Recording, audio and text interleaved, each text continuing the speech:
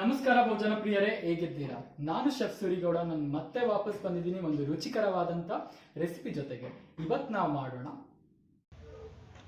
Soya garlic mushroom. ತುಂಬಾನೇ ಚೆನ್ನಾಗಿರುತ್ತೆ, ತುಂಬಾನೇ ಈಸಿ. ಮಶ್ರೂಮ್ ಅಂದರೆ ಎಲ್ಲರಿಗೂ ಕನ್ಫ್ಯೂಷನ್ ಇರುತ್ತೆ, ಏನು ಮಾಡಬೇಕಂತ. ಈ ಥರ ನೀವು ಮಾಡ್ಬೋದು, ತುಂಬಾನೇ ಈಸಿ. ಬನ್ನಿ ಮಾಡೋದು ಹೇಗೆ ಅಂತ ನಾನು ತೋರಿಸ್ತಿದ್ದೀನಿ.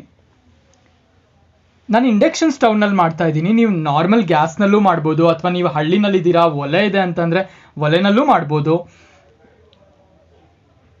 ಇವಾಗ ನಾನು ಆಲಿವ್ ಆಯಿಲ್ ಯೂಸ್ ಮಾಡ್ತಾ ಇದ್ದೀನಿ. ನೀವು ಬೇಕು ಅಂತಂದರೆ ರೆಗ್ಯುಲರ್ ಕುಕಿಂಗ್ ಆಯಿಲ್ ಯೂಸ್ ಮಾಡ್ಬೋದು, ಅಥವಾ ಬಟರ್ ಯೂಸ್ ಮಾಡ್ಬೋದು. ಇದು ವೀಗನ್ ರೆಸಿಪಿ ಆಗಿರೋದ್ರಿಂದ ನಾನು ಆಲಿವ್ ಆಯಿಲ್ ಯೂಸ್ ಮಾಡ್ತಾ ಇದ್ದೀನಿ. ಆಲಿವ್ ಆಯಿಲ್ ಹಾಕಿ ಸ್ವಲ್ಪ ಬಿಸಿ ಆಗಿದ ತಕ್ಷಣ ನಾನು ಗಾರ್ಲಿಕ್ ಹಾಕಿದೆ. ಗಾರ್ಲಿಕ್ ಬೆಳ್ಳುಳ್ಳಿ ಏನಿದೆ ಚಾಪ್ ಮಾಡ್ಕೊಂಡಿದ್ದೀನಿ. ಒಂದು 4ರಿಂದ 5 ಪೀಸ್ ಬೆಳ್ಳುಳ್ಳಿನ ಚಾಪ್ ಮಾಡಿಕೊಂಡೆ. ಅದನ್ನು ಹಾಕಿ ಫ್ರೈ ಆಯಿತು. ಮತ್ತು ಇದು ಸ್ವಲ್ಪ ಹೈ ಫ್ಲೇಮ್ನಲ್ಲಿ ಇಟ್ಕೊಂಡ್ರೆ ಚೈನೀಸ್ ಥರ ಐಟಮ್ ಎಲ್ಲ ತುಂಬ ಚೆನ್ನಾಗಿ ಬರುತ್ತೆ. ಮತ್ತು ಈರುಳ್ಳಿನೂ ಅಷ್ಟೇ, ನಾನು 2 ಪೀಸ್ ಮೀಡಿಯಮ್ ಸೈಜ್ ಈರುಳ್ಳಿ ತೊಗೊಂಡು ಈ ಥರ ಕಟ್ ಮಾಡಿ ಅದನ್ನು ಬಿಡಿಸ್ಕೊಂಡಿದ್ದೀನಿ. ಬಿಡಿಸ್ಕೊಂಡ್ರೆ ಏನಾಗುತ್ತೆ ಅಂದರೆ ಈರುಳ್ಳಿ ಜಾಸ್ತಿಯಾಗೂ ಕಾಣುತ್ತೆ ಮತ್ತು ಬೇಗ ಚೆನ್ನಾಗೂ ಕುಕ್ ಆಗುತ್ತೆ. ಇವಾಗ ಈರುಳ್ಳಿ ಹಾಕಿ ನೀಟಾಗಿ ಸಾತೆ ಮಾಡಿಕೊಂಡೆ. ಫ್ರೈ ಆದಮೇಲೆ ಕ್ಯಾಪ್ಸಿಕಮ್, ಏನು ದಪ್ಪಮೆಣ್ಸಿನ್ಕಾಯಿ ಇದೆ, ದಪ್ಪಮೆಣ್ಸಿನ್ಕಾಯಿನೂ ಅಷ್ಟೇ ನೀಟಾಗಿ ಕಟ್ ಮಾಡಿ ಅದರೊಳಗಡೆ ಇರೋ ಬೀಜ ಎಲ್ಲ ತೆಗಿಬೇಕು. ಬೀಜ ತೆಗ್ದು ಈ ಥರ ಇದಕ್ಕೆ ಹಾಕಿ ಫ್ರೈ ಮಾಡ್ಕೊಳ್ಳೋಣ. ಇದು ತುಂಬಾ ಈಸಿ, ತುಂಬಾ ಚೆನ್ನಾಗಿರುತ್ತೆ, ತುಂಬಾ ಟೇಸ್ಟಿ ಅಂತ ಹೇಳ್ಬೋದು, ಮತ್ತು ಕ್ವಿಕ್ ರೆಸಿಪಿ. ಮತ್ತು ಮಶ್ರೂಮ್ನ ನೀಟಾಗಿ ನೀರಿನಲ್ಲಿ 1-2ರಿಂದ 3 ಸತಿ ತೊಳೆದು ಅದರಲ್ಲಿರೋ ನೀರನ್ನೆಲ್ಲ ನಾವು ಸೋರಿಸಿ, ಒಂದು ದೊಡ್ಡ ಮಶ್ರೂಮ್ ಇದ್ದರೆ ಒಂದನ್ನು 4 ಪೀಸ್ ಮಾಡಿ, ಮೀಡಿಯಮ್ ಅಥವಾ ಚಿಕ್ಕ ಸೈಜ್ ಮಶ್ರೂಮ್ ಇತ್ತು ಅಂದರೆ 1-2 ಪೀಸ್ ಮಾಡೋಣ. ಇವಾಗ ನೀಟಾಗಿ ಮಿಕ್ಸ್ ಮಾಡೋಣ. ಇದನ್ನು ನೀಟಾಗಿ ಮಿಕ್ಸ್ ಮಾಡಿ ಇದ್ರ ಮೇಲ್ಗಡೆ ಮುಚ್ಚೋಣ. ತುಂಬಾ ಘಮ ಅಂತಿದೆ, ತುಂಬಾ ರುಚಿಯಾಗಿದೆ.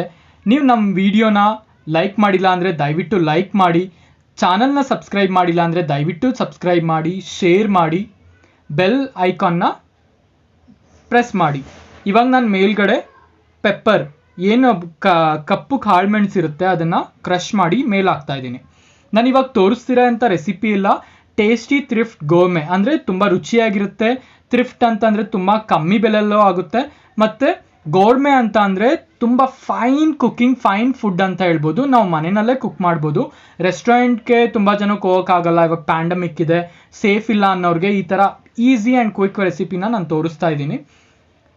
ದಯವಿಟ್ಟು ಮನೆಯಲ್ಲಿ ಟ್ರೈ ಮಾಡಿ ಮತ್ತು ಕಮೆಂಟ್ ಸೆಕ್ಷನಲ್ಲಿ ಹಾಕಿ ಹೇಗಿದೆ ಅಂತ. ಮತ್ತು ಇವಾಗ ನಾನು ಸೋಯಾ ಸಾಸ್, ಏನು ಡಾರ್ಕ್ ಸೋಯಾ ಸಾಸ್ನು ನೀವು ಯೂಸ್ ಮಾಡ್ಬೋದು, ಅಥವಾ ಲೈಟ್ ಸೋಯಾ ಸಾಸ್ನು ಯೂಸ್ ಮಾಡ್ಬೋದು. ನಾನು ಡಾರ್ಕ್ ಸೋಯಾ ಸಾಸ್ ಯೂಸ್ ಮಾಡಿದ್ದೀನಿ.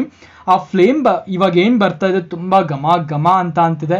ನನಗನ್ನಿಸಿದೆ ನಾನು ರೆಸ್ಟೋರೆಂಟ್ ಕಿಚನಲ್ಲಿ ನಾನು ಕುಕ್ ಮಾಡ್ತಾ ಇಲ್ಲ, ಮನೆಯಲ್ಲಿ ನಾನು ಮನೆಯಲ್ಲಿ ಮಾಡ್ತಾ ಇಲ್ಲ, ರೆಸ್ಟೋರೆಂಟ್ ಕಿಚನಲ್ಲಿ ಕುಕ್ ಮಾಡ್ತೀನಿ ಅಂತ ಅನ್ನಿಸ್ತಿದೆ.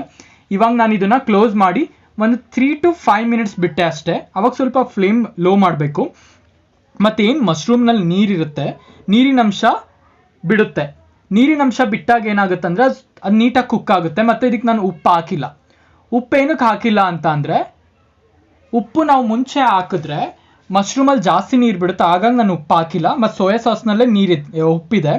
ಮತ್ತು ನಾನು 1 ಟೇಬಲ್ ಸ್ಪೂನಷ್ಟು ಜಾಗ್ರಿ ಪೌಡರ್ ಹಾಕ್ತೆ, ಬೆಲ್ಲದ ಪುಡಿ ಹಾಕ್ತೆ. ನೀವು ಅಥವಾ ಕ್ಯಾರಮಲ್ ಇತ್ತು ಅಂತಂದರೆ ಕ್ಯಾರಮಲ್ ಮಾಡೋ ಹಾಕ್ಬೋದು. ಇದು ತುಂಬ ಹೇಳ್ಬೇಕು ಅಂದರೆ ತುಂಬಾ ಟೇಸ್ಟಿಯಾಗಿರುತ್ತೆ. ಒಂದು ಒಳ್ಳೆ ಹೊಸ ರೆಸಿಪಿ ಮತ್ತು ಹೊಸ ಟೇಸ್ಟ್ ಅಂತ ಹೇಳ್ಬೋದು. ನೀವು ಮನೆಯಲ್ಲಿ ದಯವಿಟ್ಟು ಟ್ರೈ ಮಾಡಿ. ಇದು ಆಲ್ಮೋಸ್ಟ್ ಆಗಿದೆ. ಇವಾಗ ನಾನು ಸರ್ವಿಂಗ್ ಬೌಲ್ಗೆ ಹಾಕೊತಾ ಇದ್ದೀನಿ. ಇದು ತುಂಬ ಕ್ವಿಕ್ ರೆಸಿಪಿ, ಜಾಸ್ತಿ ಅಂದರೆ ಮ್ಯಾಕ್ಸಿಮಮ್ 10 ನಿಮಿಷ ತಗೊಳ್ಳೋದು ಕುಕ್ಕಿಂಗ್ ಪ್ರೊಸೆಸ್ಸು. ಇವಾಗ ನಾನು ಸರ್ವಿಂಗ್ ಬೌಲ್ಗೆ ಹಾಕ್ತಾ ಇದ್ದೀನಿ.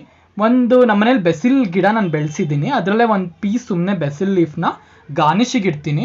ನೀವು ಈ ಥರ ಇಡ್ಬೋದು, ಅಥವಾ ಗಾರ್ನಿಷಿಗೆ ಬೇರೆ ಸ್ಪ್ರಿಂಗ್ ಆನಿಯನ್ ಹಾಕೊಬೋದು. ಈ ವಿಡಿಯೋನ ಇಲ್ಲಿವರೆಗೆ ನೋಡಿದ್ದಕ್ಕೆ ನಿಮ್ಮೆಲ್ಲರಿಗೂ ಧನ್ಯವಾದಗಳು.